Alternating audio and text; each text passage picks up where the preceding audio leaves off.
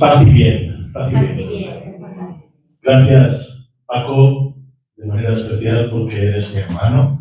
Y gracias a todos vosotros y a vosotras también por estar aquí y por invitarme a pasar este bonito día de enero en esta bellísima Córdoba. Le decía a Paco ahora, cuando me fue a buscar a la estación, que tengo un recuerdo de esta ciudad. Siempre he estado pocas veces, he estado muchas veces, pero siempre poco tiempo. Pero en el poco tiempo que he podido estar, tengo en el corazón la belleza de esta ciudad y ojalá algún día se me dé la oportunidad de poder estar de manera más pausada, más detenida y cuando estén los patios abiertos, escuchar el rumor del agua y oler el azahar, ¿verdad? Ojalá. Bueno, tenemos delante una mañana de encuentro con la palabra de Jesús. Ahora os explicaré un poquito lo que quiero que hagamos. A pesar de que la palabra que os toca escuchar más es la mía, mi propósito es ser instrumento y mediación para que sea la palabra de Jesús y no la mía la que resuene, la que importe. Sí. ¿Cómo le vamos a grabar? Sí. Necesitamos que te cuelgues el micro este. Fenomenal. Es que hablo de pie porque si hablo sentado me duermo. Entonces, una cosa muy importante cuando a uno le toca hablar, por lo menos para mí, es no dormir a los demás, ¿no? Y para no dormir a los demás es esencial no dormirme yo. Entonces, estar de pie, la postura vertical, estar erguido, ayuda a no dormirse, ¿no? Todavía no tengo el arte así de dormirme de manera vertical, de pie. Bueno, os decía que mi propósito es que mi palabra no sea la importante, sino sea mediación, manera de intentar subrayar algunas cosas quizás que están escondidas en la palabra de Jesús, quizás que no han llegado del todo en su belleza a nosotros. Vamos a acercarnos, y ahora os explicaré cómo, al capítulo 5 del Evangelio de Mateo. Mi propuesta para este día es leer despacio y en atención un texto que hemos leído infinidad de veces, las bienaventuranzas. Vamos a acercarnos al sermón del monte de Jesús con la convicción, con la certidumbre en el punto de partida de que este texto, las bienaventuranzas, que desde niños hemos escuchado infinidad de veces, sigue siendo un texto novedoso. Esto es lo primero, ¿no? Lo que ya hemos escuchado merece la pena ser escuchado otra vez. Primera cosa. Y segunda cosa, merece la pena ser escuchado otra vez porque alberga dentro de sí una profundidad de sentido inagotable. Inagotable. Nuestras muchas lecturas, nuestro supuesto conocimiento del texto no agota nunca el caudal de contenido que tiene el Evangelio. Esto es lo primero. Y lo segundo es que nuestra lectura de las bienaventuranzas, ya perdonaréis, pero yo no sé hacerlo de otra manera, va a ser una lectura franciscana. Es decir, vamos a escuchar franciscanamente a Jesús. Es como si pusiéramos a Francisco de Asís ahí en ese lugar de Galilea escuchando a Jesús y le pidiésemos a Francisco, ¿tú de esto qué has entendido? Es decir, Jesús te ha hablado, Francisco, dinos qué es para ti el Sermón del Monte. ¿Cómo se entienden franciscanamente las bienaventuranzas? Por eso vamos a iluminar el texto de Jesús, las bienaventuranzas, desde ese otro maravilloso texto franciscano que es la parábola de la verdadera alegría. Las bienaventuranzas nos hablan de felicidad, la honda y secreta felicidad de la vida, y Francisco en la verdadera alegría nos habla de lo mismo. También podríamos decir incluso que la parábola de Francisco es una interpretación profunda, perfecta de las palabras de Jesús. Es decir, entonces nuestro foco va a ser este. Nos centramos en los primeros versos del capítulo 5 de Mateo e intentamos bucear en la profundidad de las palabras de Jesús con esa, si queréis, música encendida que Francisco de Asís nos ofrece y que es la verdadera alegría. ¿Qué es la verdadera felicidad de esta vida? Lo franciscano no pertenece a los franciscanos, menos mal, porque si fuera solamente una cosa de los franciscanos ya estaba arruinado, ¿verdad? Ya hemos hecho tan mal tantas cosas que hubiéramos destrozado el carisma franciscano. Lo franciscano es una cosa universal, pertenece a la Iglesia y a más que la Iglesia, pertenece al mundo, es un regalo bueno para vivir bien la vida. Por eso vengo aquí, no porque yo sea franciscano a hacer publicidad de lo mío, no me interesa nada, ¿no? Sino con el convencimiento profundo de lo que os acabo de decir, que la mirada franciscana a la realidad, y lo iremos diciendo al hilo también del texto evangélico, ¿verdad? La mirada franciscana a la realidad en estos tiempos tan amenazados de tantas cosas, tan fragmentados, tan dolientes, tan desconfiados, tan polarizados. Bueno, no quiero ser catastrofista, pero toda esa realidad un poco que amenaza nuestra realidad, la mirada franciscana es un lenitivo, es una vacuna contra muchas de esas cosas, ¿no? Bien, capítulo 5 del Evangelio de Mateo, las bienaventuranzas. Vamos a ubicar, antes de leerlo, vamos a ubicar mínimamente qué es lo que vamos a leer. Como todos sabéis, cuando nos metemos en las bienaventuranzas, nos metemos en un texto especialmente importante, central. Son infinidad las personas que han estudiado y que siguen estudiando críticamente el texto, ¿verdad? Filólogos, biblistas, teólogos, filósofos, artistas. Es una fuente inagotable que sigue suscitando la atracción y el pensamiento.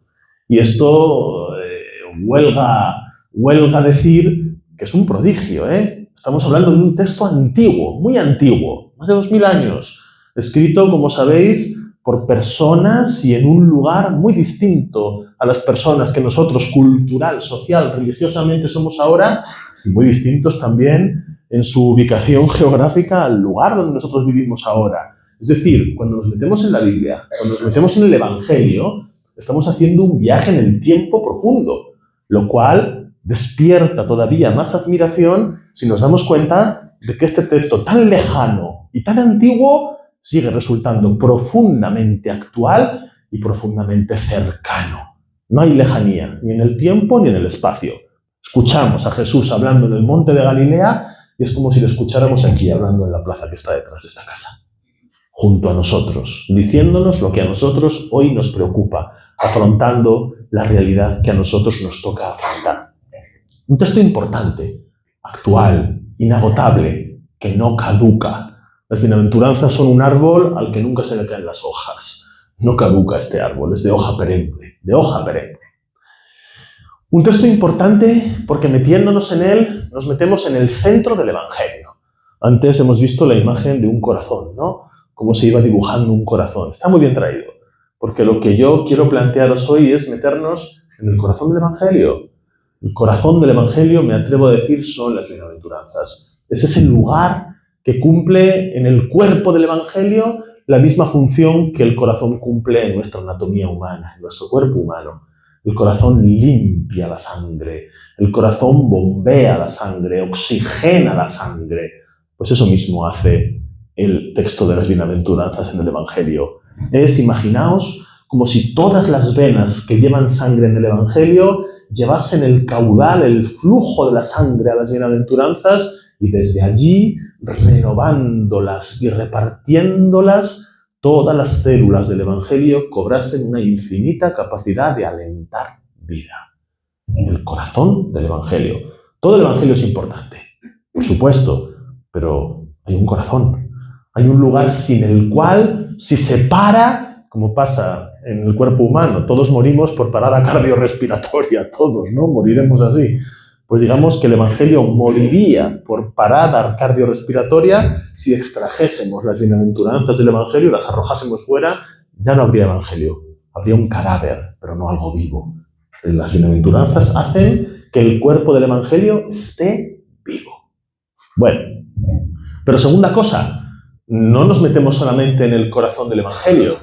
El prodigio es mayor, la maravilla es más profunda. Nos metemos, cuando nos metemos en el capítulo 5 de Mateo, en el corazón mismo de Jesús de Nazaret. En el corazón mismo de Cristo. Me gusta decir, utilizando una imagen así un poquito visual, que todos podemos entender, ¿verdad?, que las bienaventuranzas son el electrocardiograma del corazón de Cristo. El electrocardiograma.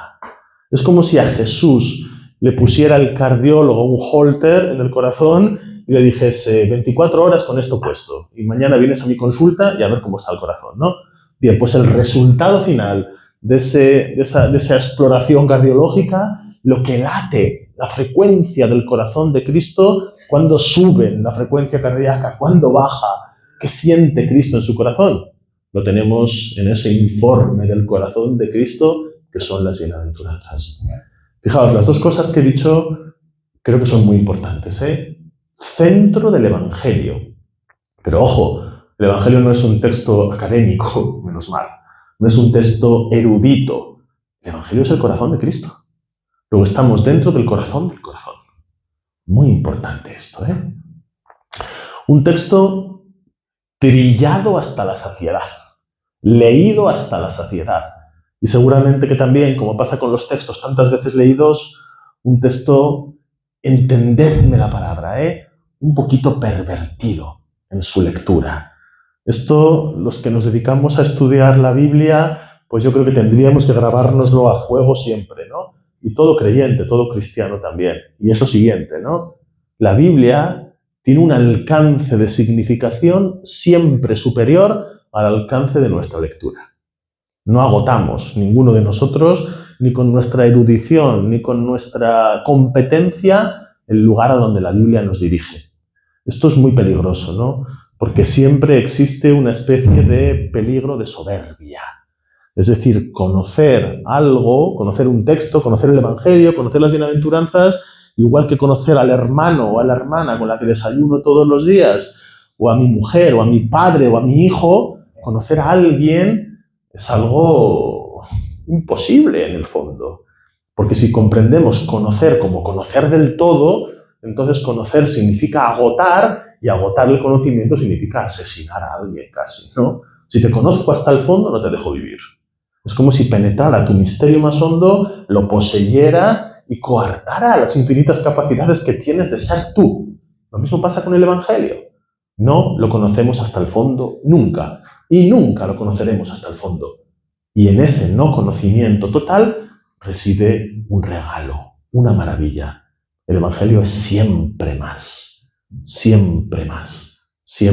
profundo. Lo que os propongo es lo que yo mismo intento hacer cada vez que leo el texto de la Biblia, ¿no? Leer despacio y con atención. Es lo que vamos a hacer. Despacio y con atención. Fijaos, y leer despacio y con atención el texto de la Biblia, para mí tiene una muy importante resonancia, ¿no? Y es que no podemos leer despacio y con atención el texto de la Biblia si no leemos despacio y con atención el texto de la vida. La vida. A mí lo que me importa es la vida. Cada vez lo tengo más claro. El verdadero texto es la vida. La revelación inagotable de Dios está escrita en la cotidianidad de nuestras existencias, en nuestras relaciones cercanas y en las cosas que pasan en la Conchinchina, que aunque no tengan directamente que ver con nosotros, también nos afectan, porque el mundo es casa global, es casa de todos. El texto de la vida. Por eso os digo, leer el texto es estar continuamente leyendo la vida. Si nos metemos en un laboratorio, esto es otro peligro religioso a veces también, ¿no? No solamente académico, sino religioso.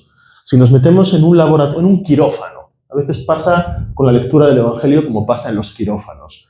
Nos metemos, aislamos el sitio, nos vestimos profilácticamente para que no contaminar el quirófano. Es decir, hacemos lecturas tan de plástico, tan absolutamente ajenas a la vida, que el Evangelio, que viene de la vida, leído en el quirófano, pues no tiene de vida nada. Es una lectura perfecta, simétrica, bien construida, pero no huele a vida, no hay vida. Es decir, la lectura del Evangelio, por fuerza, tiene que ser siempre una lectura contaminada desde la vida. No tiene que darnos pudor ni miedo acercarnos al texto bíblico desde la hermenéutica de la existencia, desde el intento de comprender mejor la dinámica de la vida. Es la vida el gran texto, no nos olvidemos nunca. Es la vida el gran texto que nos compete leer, construir e interpretar. Bueno, después de este umbral que creo necesario, no es solamente un umbral retórico para empezar, sino que en lo que he dicho ya he dicho cosas que para mí, en mi camino de Víctor, de hermano, son muy importantes, ¿no? Otra cosa, la última cosa ya que es, de verdad, antes de empezar. Jesús es un poeta. Es un poeta. Me atrevo a decir, Jesús es el poeta. y el resto de poetas, por aproximación, lo son. Pero el verdadero poeta es Jesús. ¿Qué quiere decir esto? Que leer a Jesús, escuchar a Jesús, es escuchar un lenguaje profundo, urdido, bello, resonante, multisignificador, como cuando leemos un poema. Gracias a Dios, Jesús ha elegido la poesía como método de expresión, porque Jesús habita poéticamente la realidad.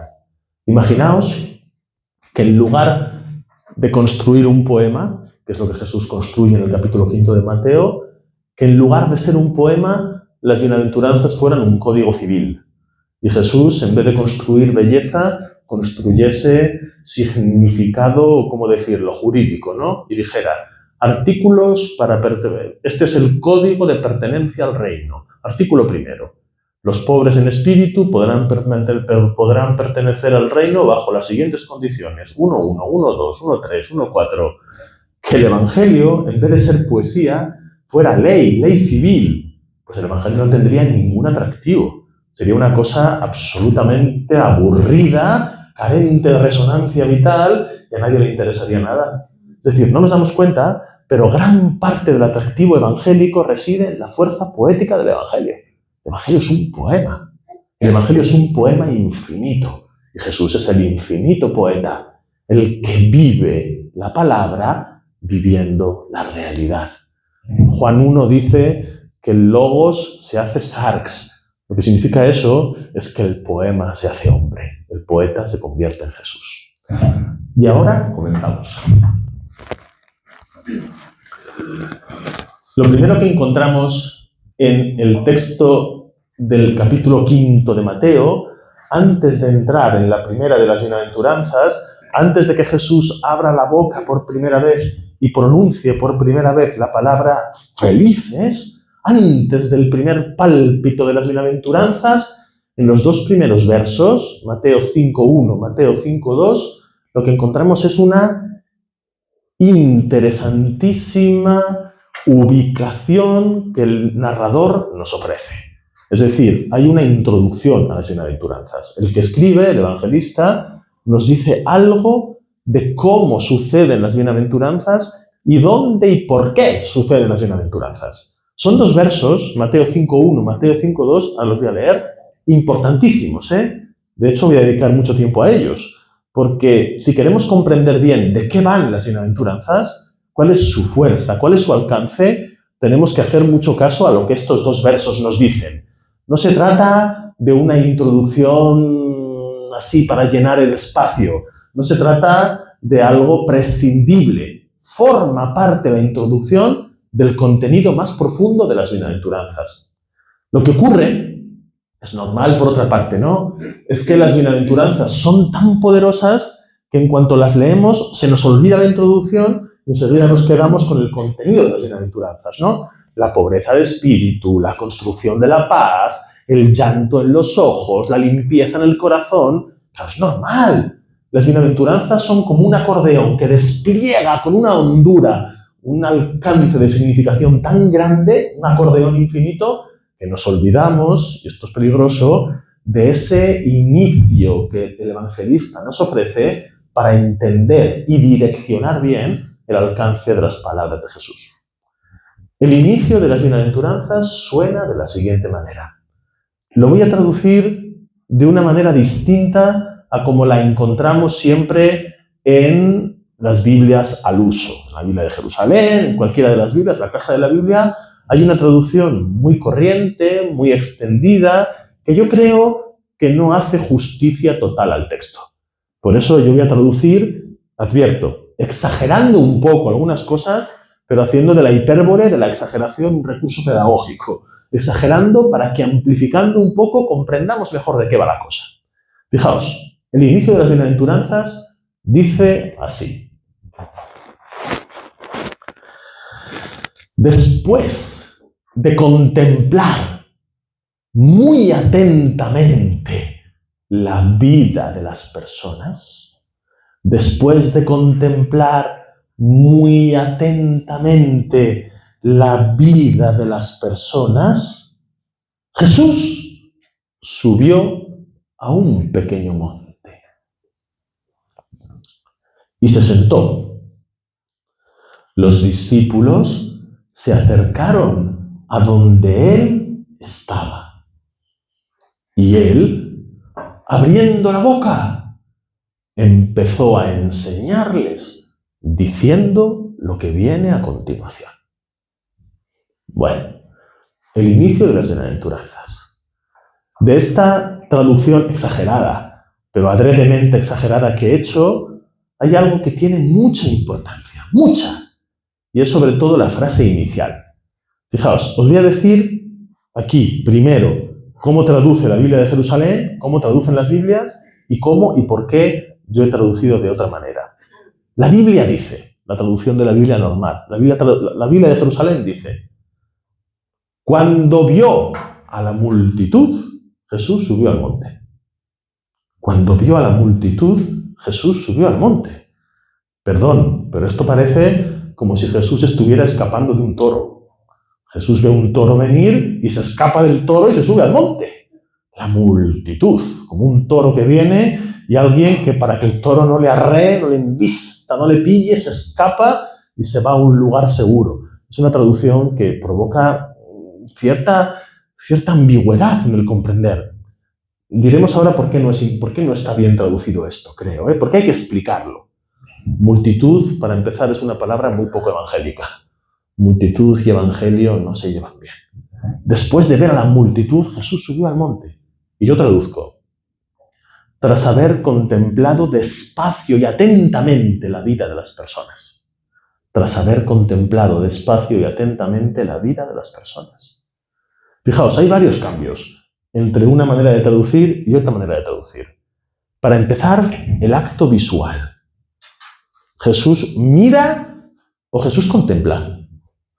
No es lo mismo mirar que contemplar. En la lengua española, la lengua que yo hablo ahora, pero también en cualquiera de las lenguas que yo por lo menos conozco, he estudiado, puedo hablar, en cualquiera de las lenguas que existen muchas maneras de hablar del acto visual. Muchas maneras, ¿no?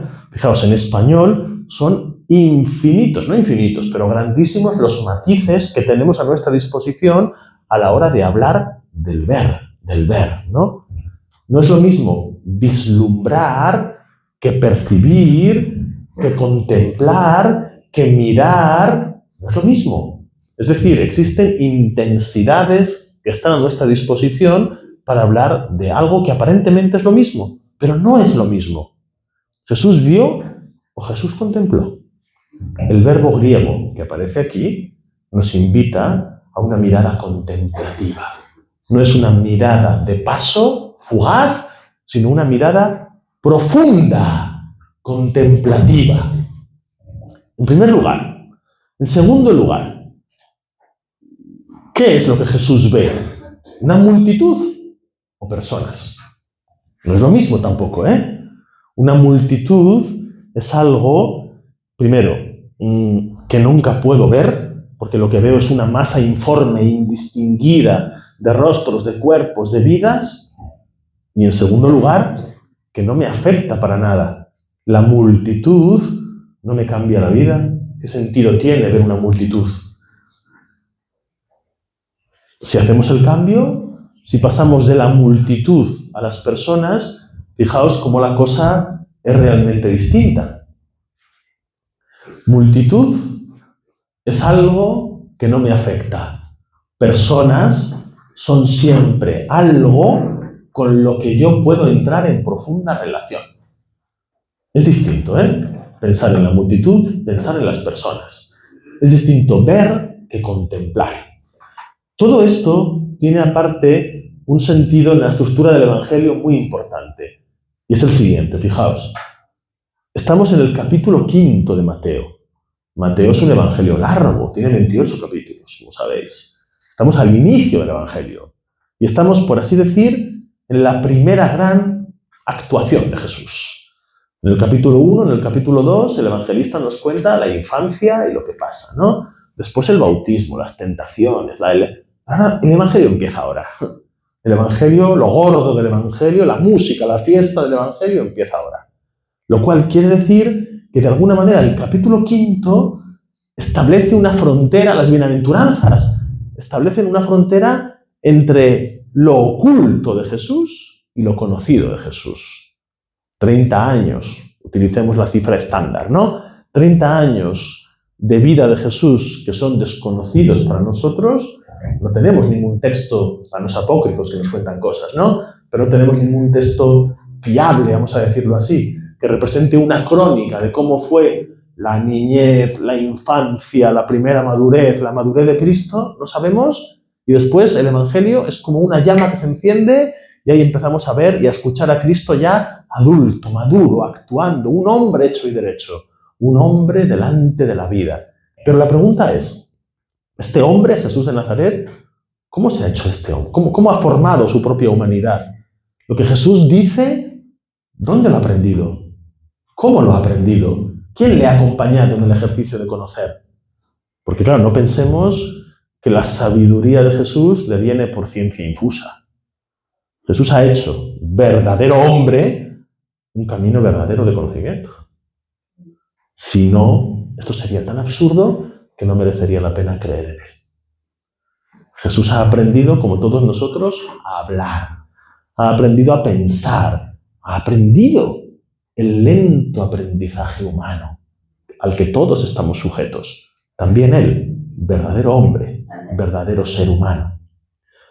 Es muy importante, si traducimos el primer verso de las bienaventuranzas así, tras haber contemplado atentamente la vida de las personas, es muy importante imaginarnos a Cristo sentado en la escuela de la vida. Cristo sentado en la escuela de la vida. Es decir, Cristo niño, Cristo adolescente, Cristo joven, Cristo adulto ya, Cristo con 20 años, con 25, Cristo sentado en la escuela de la vida, en el pupitre de la existencia. Cristo, Jesús, aprendiendo a vivir. Esto es bellísimo, ¿no? Es una de esas preguntas que nos encaran con un ejercicio de imaginación fecunda y espiritual. Jesús aprendiendo a vivir. ¿Quién le enseña a Jesús las cosas de la vida? Pues como nos pasa a todos, seguramente que múltiples maestros tuvo Jesús.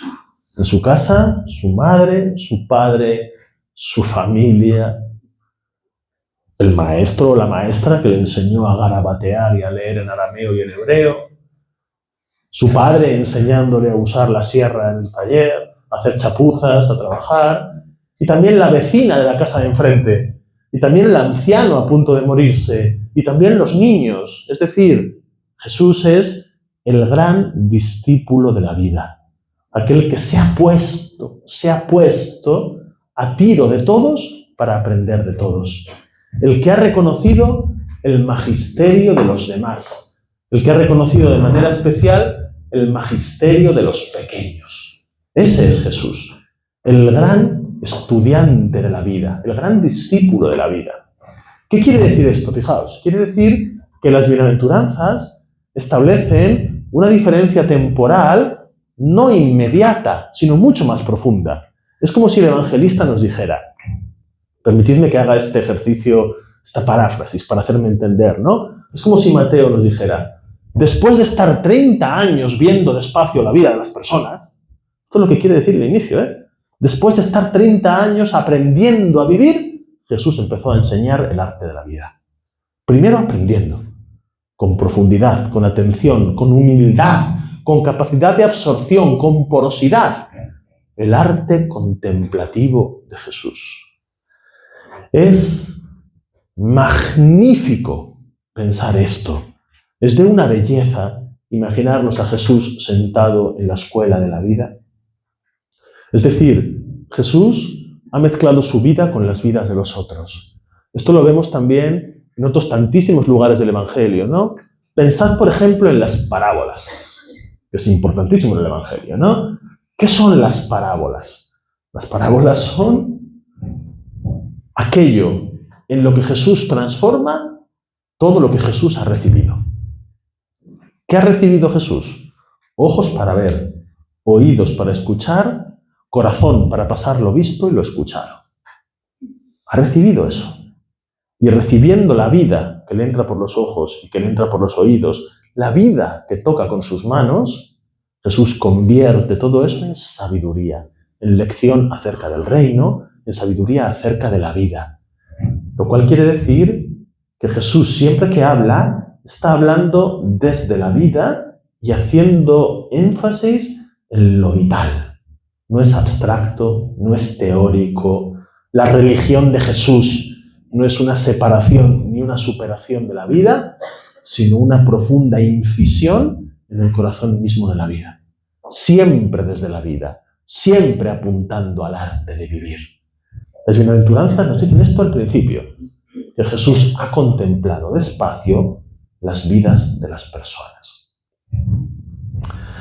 Lo segundo que nos dicen las bienaventuranzas es que Jesús sube al monte. Bien, sube al monte.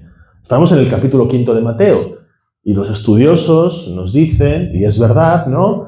Lo recuerdo, que en la construcción de este segmento del Evangelio de Mateo, los capítulos 5, 6 y 7, hay un parangón muy claro, hay un intento de reproducir en el Evangelio lo que encontramos en el libro de Éxodo y en el libro de Deuteronomio. Es decir, Jesús es Moisés, igual que Moisés sube al Sinaí, al Horeb, y baja con las tablas de la ley, Jesús está subiendo al nuevo Sinaí, a otro Sinaí, y está también ofreciendo otra ley distinta, la nueva ley, la definitiva.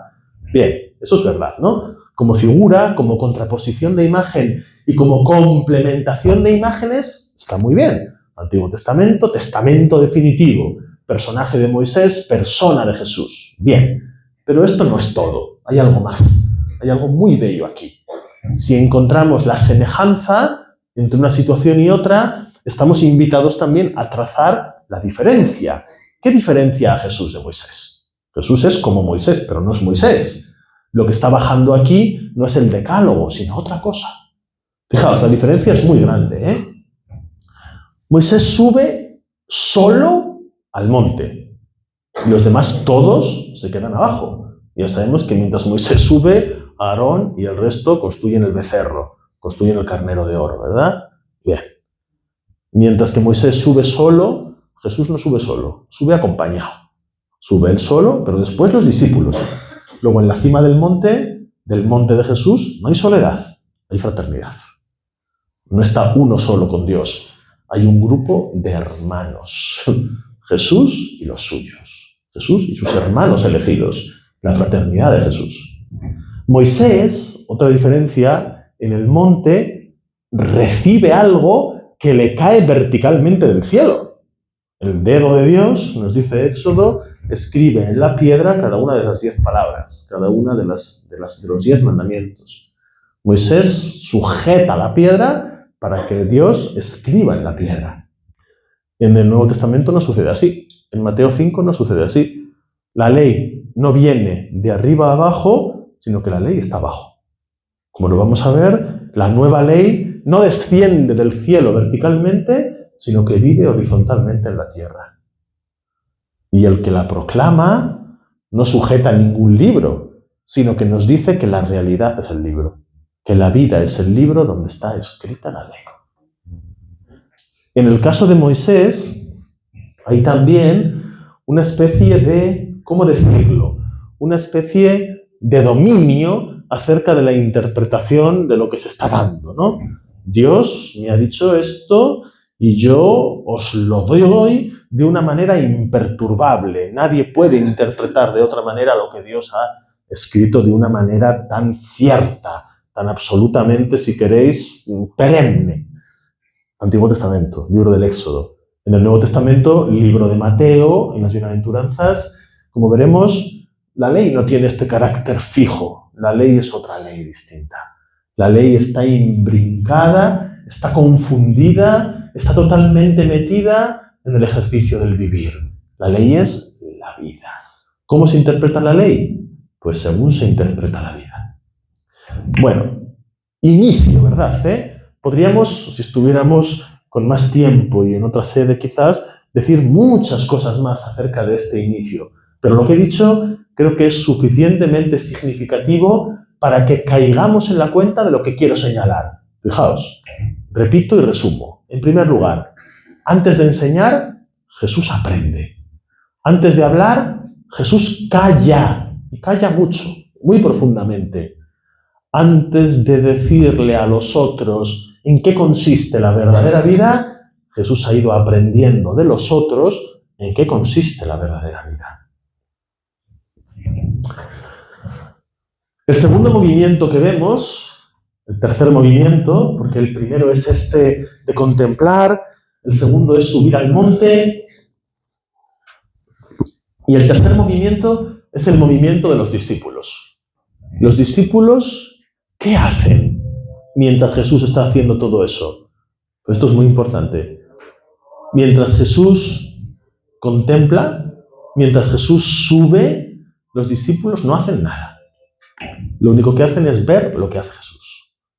Es decir, hay en la actitud de los discípulos una pasividad fecunda, un silencio locuaz, una quietud llena de movimiento. Ser discípulo es pegar la vida a la vida de Jesús. Lo vemos en todo el Evangelio. Estar como una lapa pegados al Maestro para ver cómo el Maestro respira. Todo lo que el Maestro diga, todo lo que el Maestro haga, es de un alcance, de una significación sin límites. Lo cual quiere decir que evangélicamente el discipulado, el aprendizaje, se confunde también con la cotidianidad. No existe dentro de la vida una escuela para aprender evangelio. No existe eso, según el Evangelio. El Evangelio se aprende viviendo. No te aíslas de la vida para aprender qué es el Evangelio. Vives, y vives todo lo que te toca vivir. Y viviendo todo lo que te toca vivir, aprenderás Evangelio. Este es el modo rabínico de aprender. Jesús, rabí, Jesús, maestro, está haciendo lo que los maestros de su pueblo hacen. Todavía hoy en día, si una persona en el mundo hebreo quiere ser rabino, tiene que pasar, fijaos, por 7 años de formación, una escuela de 7 años, en la que tiene que estar viviendo y compartiendo la vida con el maestro y con aquellos que con él van a aprender a ser maestros, van a aprender a ser rabinos. No hay fines de semana libres, no existe horario escolar, sino que el aprendizaje es total, pegados como una lapa. Tienen que aprender hasta cómo duerme el maestro y cómo va al baño el maestro. Es exagero, pero para que me entendáis que es así. El aprendizaje es totalmente mimético, existencial, pegados a la vida, lo cual tiene mucha lógica, ¿no? Porque claro, si el maestro es aquel, como nos pasa a nosotros, ¿no? Yo enseño teología en una facultad, en comillas. Claro, yo tengo clase a las 10 y yo antes de clase me pongo el vestido de profesor, a las 11 me lo quito y los alumnos ni antes ni después saben nada de mí. Yo me pregunto qué estoy enseñando yo. Esto es un riesgo grande, ¿no? Pero bien grande. Es decir, si nadie sabe nada de tu vida, pues no sé qué es lo que puedes decir tú acerca de la palabra de Dios. Hay un riesgo ahí, ¿no? Convertimos a veces el estudio de la teología, otra vez lo digo, en una especie de laboratorio perfecto donde lo que importa es cómo dices tú nos hemos olvidado de la existencia. Esto no le pasaba a los rabinos, tampoco le pasaba a los maestros medievales, que vivían con los maestros, que compartían la vida con los maestros, los alumnos que aprendían allí, ¿no? Bueno, los discípulos contemplan cómo contempla Jesús. Miméticamente reproducen la subida al monte de Jesús. Y Jesús, sentado, recibe a los discípulos que junto a él se sientan. Como sabéis, en el Nuevo Testamento tenemos 2 versiones distintas de las bienaventuranzas. Una es esta, Mateo, otra es Lucas. Las diferencias son grandes, significativas y profundas, ¿no? Lo que en Mateo sucede en el monte, en Lucas sucede en la llanura. Pero hay una diferencia mayor, y es que en Lucas los receptores de las bienaventuranzas son las personas que están con Jesús. ¿Quiénes escuchan las bienaventuranzas? Pues los pobres, los que luchan por la paz, los que lloran. Jesús les habla a ellos, en persona, les dirige las palabras a ellos. En Mateo no. En Mateo, las personas pobres de espíritu, los que luchan por la paz, los que tienen hambre y sed de justicia, no escuchan a Jesús. Jesús se ha separado de ellos. Jesús está en lo alto, las personas están en lo bajo, los que escuchan a Jesús son los discípulos. Son los 12. Ellos son, en Mateo, los receptores de las bienaventuranzas. Ellos son a quienes Jesús está dirigiendo este profundo arte de vivir, que son las bienaventuranzas. ¿Por qué sucede esto así? Es muy bella la respuesta, fijaos. Porque en la lógica de Mateo, no solamente aquí en el capítulo 5, sino desde aquí, en todo su evangelio, hasta en el capítulo 28, vemos esto en la despedida del evangelio de Mateo. En la lógica de Mateo, los discípulos, hasta el último instante, tienen que aprender en qué consiste ser discípulo y en qué consiste ser apóstol. Es decir, cómo se aprende discípulo, cómo se enseña apóstol. Son las dos caras de una misma moneda que cada uno de los discípulos son. Aprendices, discentes y maestros, docentes.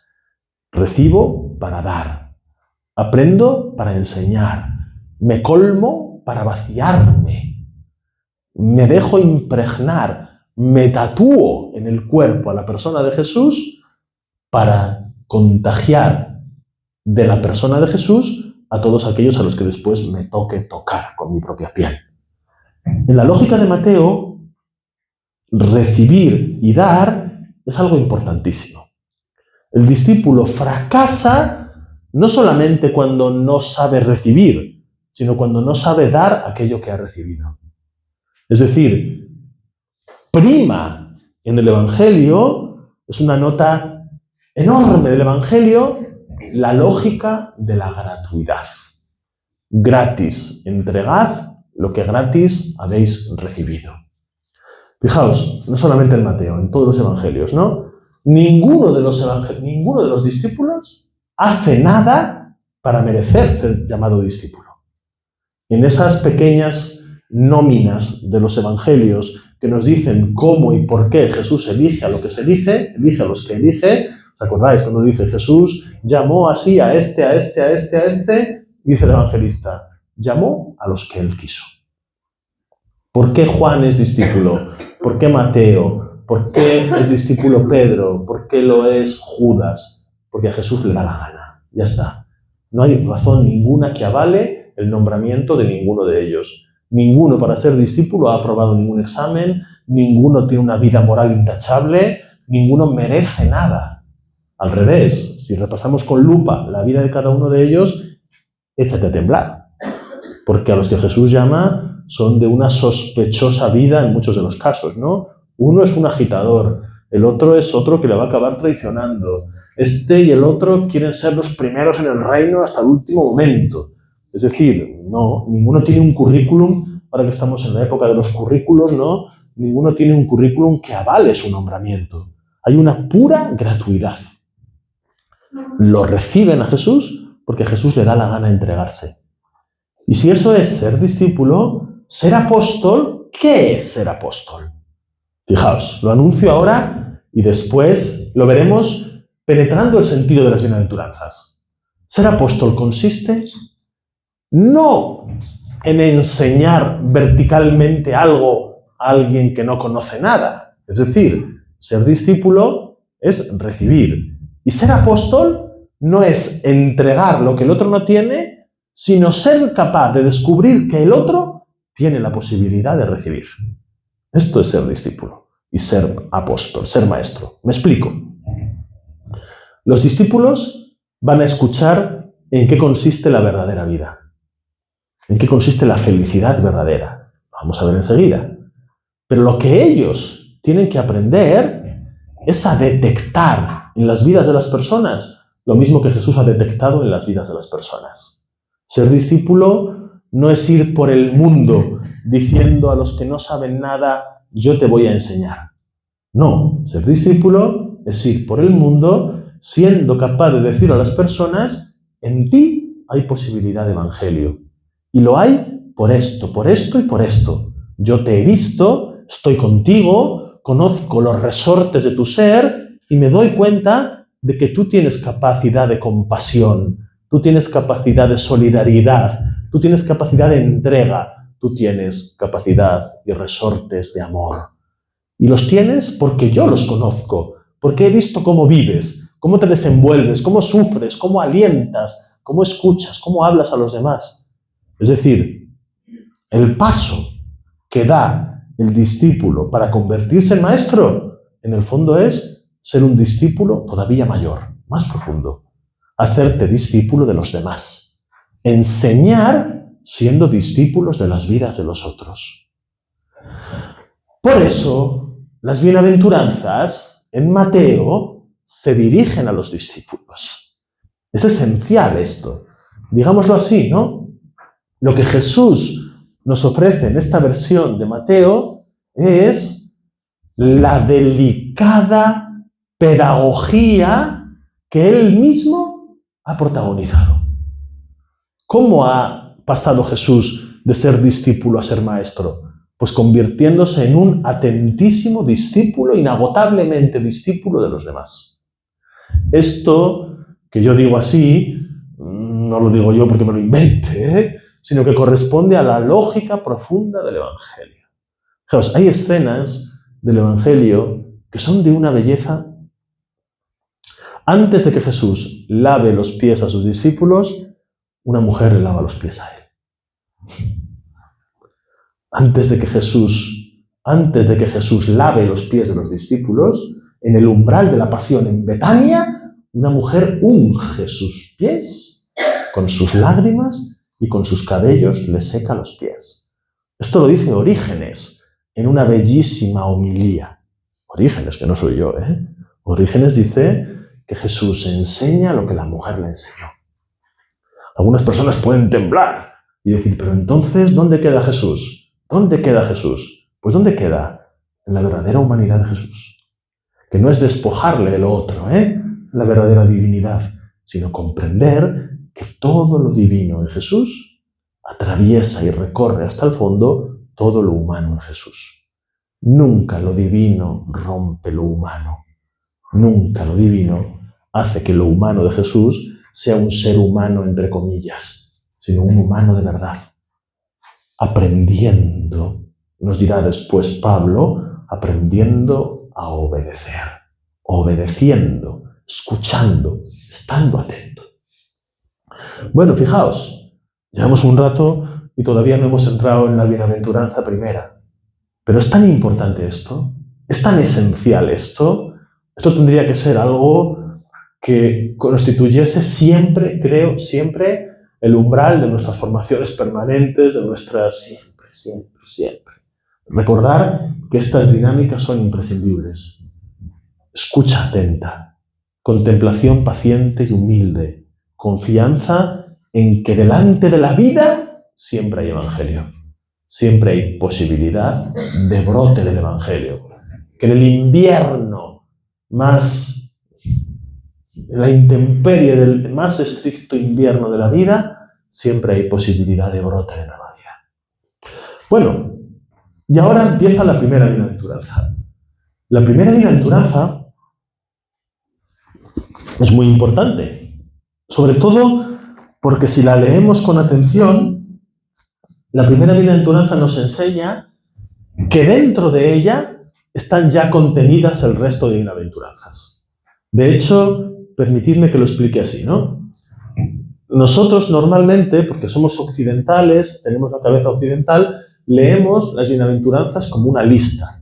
1, 2, 3, 4, una lista, ¿no? La lista de la compra. Azúcar, tomate, una lista de cosas distintas. Pero la lógica del Evangelio, que es un texto oriental, ¿verdad?, no es el de decir cosas de arriba abajo. La Biblia no piensa así. La Biblia piensa así, en espirales, en círculos que están dando vuelta expansivamente sobre un mismo centro, como una espiral. Un círculo es así, pero una espiral es así. Se abre o se cierra y siempre hay un mismo eje que hace que la cosa sea y orbite sobre algo central. Bueno, pues ese eje de la espiral de las bienaventuranzas, eso es la primera bienaventuranza.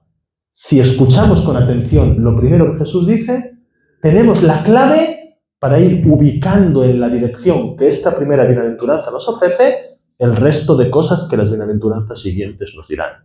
Fijaos, si nos imaginamos esto como un pentagrama, las 5 líneas sobre las que escribimos la anotación musical, la primera bienaventuranza es muy importante. porque nos ofrece los parámetros de interpretación de la sinfonía. La primera bienaventuranza es la clave, el ritmo, el compás, el allegro, lo que nos dice cómo leer lo que viene a continuación. Es ya música, pero aparte de ser música, es el lugar para leer todo lo posterior. La primera bienaventuranza suena de la siguiente manera. La traduzco también de manera un poco distinta a como está traducida normalmente. La primera de las bienaventuranzas dice así.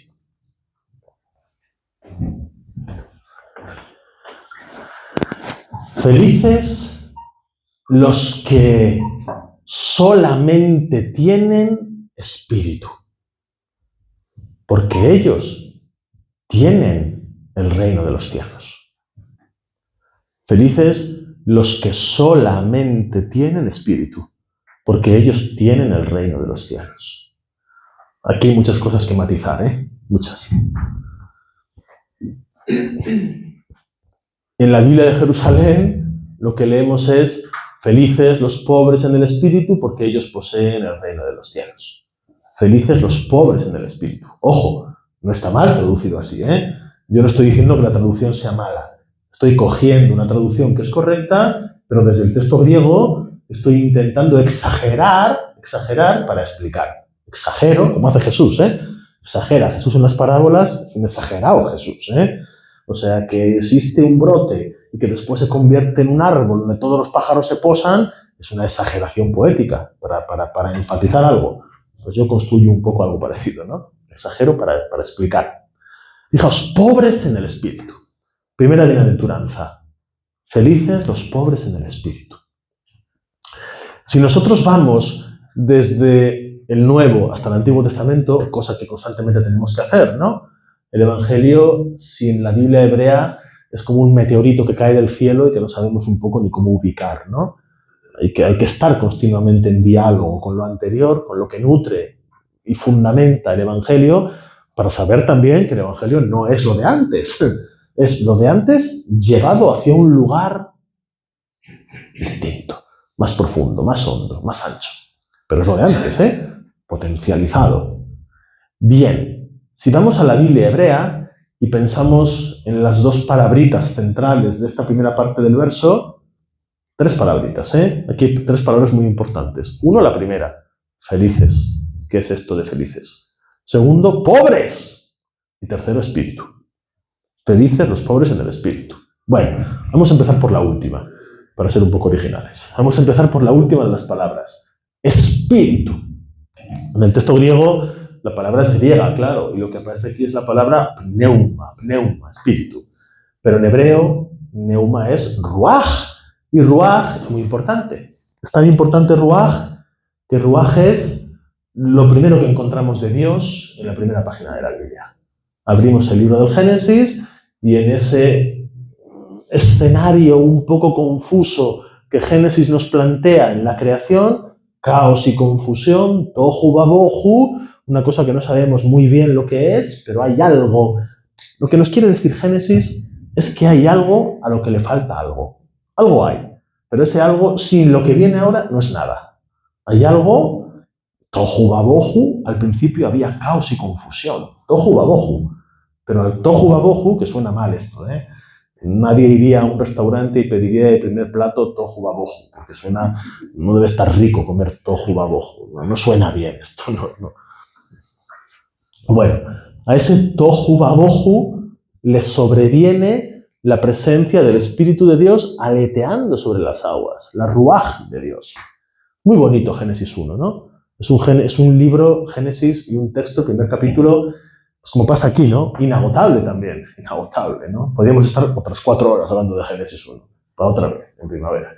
Bueno, Génesis 1 lo que nos dice es que Dios, permitidme que lo diga así, Dios tiene ganas de vida. Dios tiene ganas de vida. Lo que caracteriza a Dios, el ser más profundo de Dios, no es su inmanencia, su trascendencia, su potencia, no. Lo que caracteriza a Dios, según Génesis 1, es que Dios tiene deseo de que las cosas sean. El deseo de Dios es vida. ¿Qué es el deseo de Dios? Lo que Génesis 1 nos dice. pájaros, árboles, mares, nubes, mariposas, seres humanos, el perro que está ahí en los capuchinos, Jerónimo. Es decir, Dios tiene deseo de vida, deseo de vida. Ese deseo de vida es el Espíritu. Es la mejor manera de definir en qué consiste el Espíritu de Dios. Deseo de vida. Si vamos entonces del Antiguo al Nuevo Testamento, cojamos lo que significa espíritu. Felices los pobres en el espíritu. Ya sabemos que espíritu significa deseo de vida. ¿Qué significa pobres? Bueno, nos metemos en un berenjenal grande, ¿verdad? Pobres en el Antiguo Testamento, para empezar, lo que significa es pobres. No hay que hacer mucha exégesis. Los que no tienen lo que necesitan para vivir. Pobres son pobres. Lo mismo que hoy. Es decir, porque hay pobres y hubo pobres. Gente tirada por el suelo, gente que no llega a fin de mes, gente con muchas taras familiares que abocan la vida hacia una situación siempre de carencia y de necesidad. Pobres son también, antes igual que hoy, los oprimidos, los empobrecidos, a los que otros han robado o han utilizado y utilizándolos los han empobrecido. Es decir, mutatis mutandis, cambiando 4 cosas, son lo mismo, ¿eh? Una situación sociológica, económica y cultural. Pobres son los que no tienen un médico que les atienda. Pobres son los que no tienen calefacción. Pobres son los que no tienen ideas para poder pensar la vida porque no han recibido una educación adecuada que potencie las capacidades que ellos tienen. Esos son los pobres, ¿no? En el Antiguo Testamento y en el Nuevo. Pero pobre en el espíritu es una cosa un poquito distinta que ser pobre sociológicamente. Fijaos, pobre en el espíritu es aquellos que tienen, en todo lo que les falta, tienen algo. Les faltan muchas cosas. Según la mirada sociológica, económica, cultural, les faltan muchas cosas. Pero en su carencia tienen un tesoro. Y el tesoro que tienen es capacidad de abrirse, capacidad de recibir, capacidad de ser marcados, de ser tocados. Eso es pobre en el espíritu. Los que tienen un hueco, pero tienen un tesoro en el hueco. Me falta mucho. Tengo mucho que no tengo. Hay mucho que no tengo. Pero tengo algo. Y tengo capacidad de apertura. Es decir, tengo capacidad de acogida, de relación, de vinculación. Podríamos decirlo, parafraseando, ¿no?, que ser pobre en el espíritu es no bastarse a sí mismo, no ser autárquico, no ser el dueño de la propia vida, no ser el instrumento de la propia vida. Ser pobre en el espíritu es reconocer, si queréis, vamos a decirlo así, ser pobre en el espíritu es reconocer la estructura fundamental de la existencia humana, que podríamos resumir de la siguiente manera.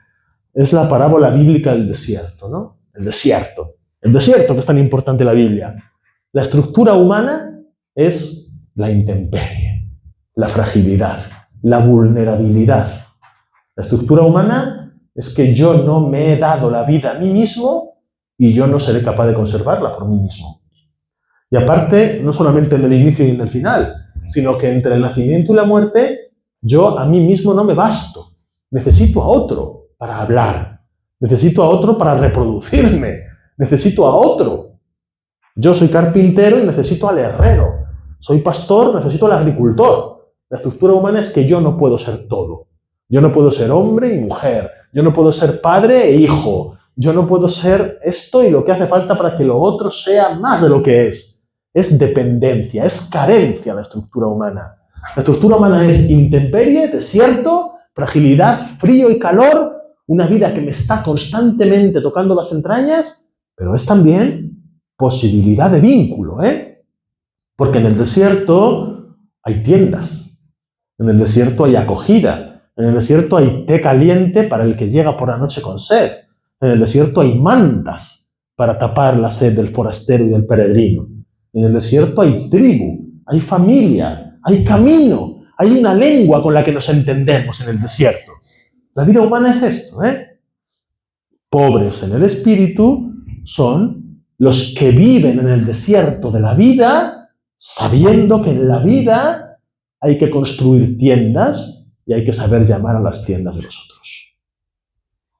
Felices los que, conociendo la radical fragilidad de la existencia humana, reconocen en esa radical fragilidad una capacidad de relación, una capacidad de vínculo. Ojo, esta primera bienaventuranza apunta a esto: intemperie y tienda, desierto y acogida, fragilidad y fraternidad, en una dirección doble, tanto horizontal como vertical. Es decir, aquí se habla también del reconocimiento de una profunda dependencia de Dios.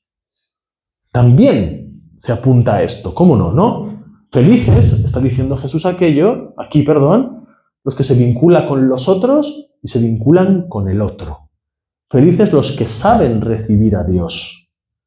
Felices los que construyen, los que dejan que aquel que ha plantado su tienda junto a tu tienda pueda entrar en tu tienda. Es la imagen del Evangelio de Juan y del Apocalipsis. Juan nos dice en el capítulo 1, verso 14, que Dios planta una tienda junto a tu tienda. ¿Y que ahí está Dios? Al lado de tu tienda. El Apocalipsis nos dice que Jesús llama a la puerta de tu tienda y dice, déjame entrar. Las dos cosas son complementarias. Intemperie, Dios habitando la existencia, y capacidad que se nos da de recibir al forastero que se ha hecho carne de mi carne. Aquí entra también, sin salirnos del propio evangelista Mateo, el capítulo 25. Claro, Mateo 25. Mateo 25 es una exégesis perfecta de la pobreza en el espíritu. Hemos acabado las Navidades hace 4 días, ¿no? Y a mí el texto evangélico más navideño es Mateo 25. Si queremos ver qué son las Navidades de verdad, es muy fácil descubrir la Navidad en un niño recién nacido y encima como es en las iglesias de porcelana, ¿no? Un niño de porcelana, qué bonito, carne de Dios, claro. Mateo 25 es la manera verdadera de comprender qué es la Navidad, ¿no? Si existiese solamente el portal de Belén, pero no existiese la gente tumbada en los portales de la vida, pues la Navidad sería una cosa teórica, sacarina, azúcar, edulcorante, pero no sería verdad.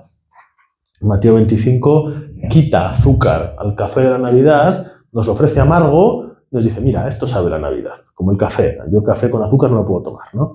Sin azúcar es Mateo 25 la Navidad, sin azúcar, más verdadera, más cierta, ¿no? Pobreza de espíritu vemos en Mateo 25, porque vemos apertura a la realidad, apertura a la realidad. Fijaos, primera parte, ¿no? Queda una palabra de la primera parte. Felices, la primera palabra que hemos leído, ¿no? Ya sabemos lo que es espíritu, capacidad de vida, deseo de vida. Sabemos lo que es ser pobre en el espíritu. En el fondo es habitar la vida con vinculación, con dependencia. Y queda la primera palabra, felices. ¿Qué significa felices? Felices, ¡ay, la felicidad!, ¿no? Ahora venía yo en el tren, he cogido el tren en Atocha y antes de montarme en el tren me metí un momento en la librería esa que hay ahí por echar un vistazo. Siempre me gusta ver libros que hay por ahí, ¿no? Oye, el 90% de los libros que venden son de autoayuda, ¿no? Es decir, cómo ser felices en 2 semanas, cómo ser feliz, es decir, hay una gran preocupación humana por la felicidad, ¿no? Esto nos pasa ahora y pasaba en la antigüedad. En el fondo, quiero ser feliz. La felicidad, ¿qué es la felicidad? Bueno, siempre estamos igual, ¿no? Los seres humanos hemos cambiado un poco el formato, pero el fondo sigue siendo muy similar. El deseo profundo de felicidad. Cuando hablamos de felicidad en el Evangelio, claro, no estamos hablando de algo que se consigue leyendo un libro de autoayuda. Tampoco estamos hablando de algo que se consigue de manera solitaria. Hoy en día pensamos que uno puede hacerse feliz a sí mismo, ¿no? Tampoco estamos hablando de algo plenamente horizontal. Las diferencias son muchas, ¿eh? En el Evangelio existe Dios, en el Evangelio existen los otros, y la felicidad no es un momento, ni un destello, ni una situación ideal, sino felicidad es una profundidad. Profundidad es felicidad. La felicidad para nosotros es subir, subir, subir, subir. Para el Evangelio la felicidad es bajar, bajar, bajar, bajar, bajar. Es decir, ir a la raíz de algo. Felicidad es lo que tienen los jardineros cuando contemplan el fruto, pero después contemplan las raíces, ¿no? Es meter la mano en la raíz. El Evangelio nos habla de una felicidad como en un ejercicio botánico de exploración y de encuentro con la radical presencia de algo. Feliz es llegar a la raíz del Evangelio. Claro, entonces, felices los pobres en el espíritu, lo que quiere decir, traduciéndolo, es los que encuentran las raíces de la vida. Los que encuentran las raíces de la vida. La pobreza en espíritu es la raíz más radical, la más profunda, lo cual es lógico, porque a donde nos pone la pobreza en el espíritu es delante de esa apertura, de esa capacidad de recepción total. Una capacidad de recepción total. La segunda parte de la bienaventuranza nos habla de la posesión del reino. Felices los pobres en el espíritu, porque de ellos es el reino de los cielos. El reino de los cielos. Claro, tiene mucho sentido con esto, ¿no? Si nosotros caminamos desde aquí, por todas las páginas del Evangelio de Mateo que vienen a continuación, son muchas las veces que vamos a escuchar esta expresión. Reino de los cielos, reino de los cielos, reino de los cielos. Si nosotros examinamos cada una de las ocurrencias de esta expresión, reino de los cielos, si miramos con atención, con lupa, qué significa reino de los cielos, vamos siempre a encontrar que detrás de esta expresión existe esta misma lógica que la bienaventuranza nos ha planteado. Es decir, siempre que hay reino de los cielos, hay reconocimiento de la fragilidad. Siempre que hay reino de los cielos, hay deseo de vinculación. Siempre que hay reino de los cielos, hay apertura a la verticalidad de Dios. Siempre que hay reino de los cielos, hay descenso a la profundidad de la raíz de la existencia. Es decir, reino de los cielos, o en los otros evangelistas, reino de Dios, es lo mismo, cambiando la expresión final, ¿no? Reino de los cielos es algo, en primera instancia, profundamente relacionado con la vivencia profunda de la vida. Cuando Jesús utiliza esta expresión, Jesús no nos enajena de este mundo, sino que nos sumerge profundamente en él. Reino de los cielos no es una autopista de escape ni de huida de la realidad de la existencia, sino un ejercicio casi de espeleología, de buceo, de meternos en las profundidades, las profundas concavidades de la existencia. Es habitar lo que existe en el fondo de lo que existe. No es huir del sufrimiento, sino ir a la raíz del sufrimiento. No es construir una alegría que vuela, sino meternos en las raíces invisibles de la alegría verdadera. Esto es el reino de los cielos. Fijaos, si comparamos esta primera bienaventuranza, que nos habla de fragilidad, de dependencia, de vinculación, de apertura, de porosidad, con imágenes determinadas de Jesús, por ejemplo, es más difícil que un camello pase por el ojo de la aguja que un rico entre en el reino de los cielos. Si no pasáis por la puerta estrecha, no podréis estar en el reino de los cielos. Las prostitutas y los pecadores os aventajarán en el reino de los cielos. El que no se haga como niño no podrá entrar en el reino de los cielos. Y tantas otras. Es decir, la lógica es siempre la misma. Prostitutas, niños, pobres, son todos pobres en el espíritu. ¿Por qué? Porque todos, careciendo de algo, tienen posibilidad de recibirlo todo. Hay algo que no me ocupa espacio y en esa carencia hay la posibilidad de la recepción de algo. Estoy abierto. Sé que no tengo. Sé que no me basto a mí mismo. Sé que no soy nada y por eso tengo una apertura al ser. Tengo una apertura al otro, al vínculo. Tengo una apertura a Dios. Entonces, resumiendo, antes de hacer un pequeño descanso, porque yo llevo toda la semana hablando, no sabéis cuántas horas. He tenido muchas clases, otras cosas en otros sitios, y cualquier día la garganta me dirá, hasta aquí has llegado, amigo, y a partir de ahora ya no hablarás más. Esto me pasará cualquier día. Que no sea hoy, que no sea hoy. Resumiendo, encuadre de las bienaventuranzas, verso 1 y verso 2, nos muestran a un Jesús discípulo, incluso cuando se convierte en maestro. Un Jesús que enseña aprendiendo. Un Jesús que enseña a aprender. Un Jesús que contempla no multitudes, sino personas concretas. Un Jesús que se centra en lo individual, en la radical individualidad de la persona. Un Jesús que confía en el carácter bueno de la existencia. Y un Jesús que desde ahí, gracias, un Jesús que desde ahí empieza a enseñar. Primera bienaventuranza, pobreza de espíritu, reconocimiento de una fragilidad y capacidad de un vínculo, reconocimiento de una carencia existencial y capacidad, porosidad para recibir y ser como un papel en blanco sobre el cual se pueda escribir el texto de la vida.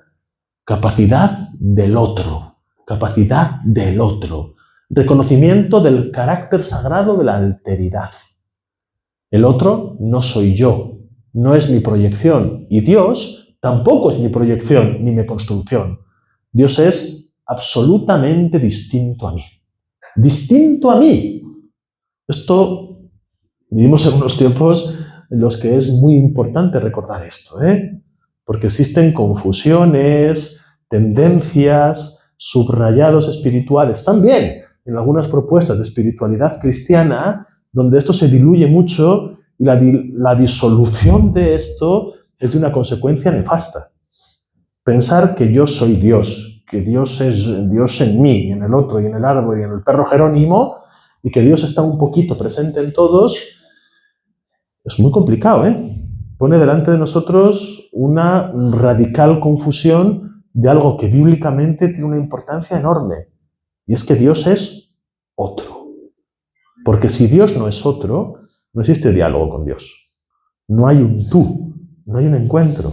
Y Dios es otro. Dios es persona, carácter personal, alteridad, un tú. El libro de Job, que yo me pasé años estudiando y al cual sigo acudiendo, ¿verdad? El gran tema del libro de Job no es el sufrimiento. El gran tema del libro de Job es este pronombre personal, tú. Como Job, en 42 capítulos, aprende a pronunciar la palabra tú. Bueno, descansamos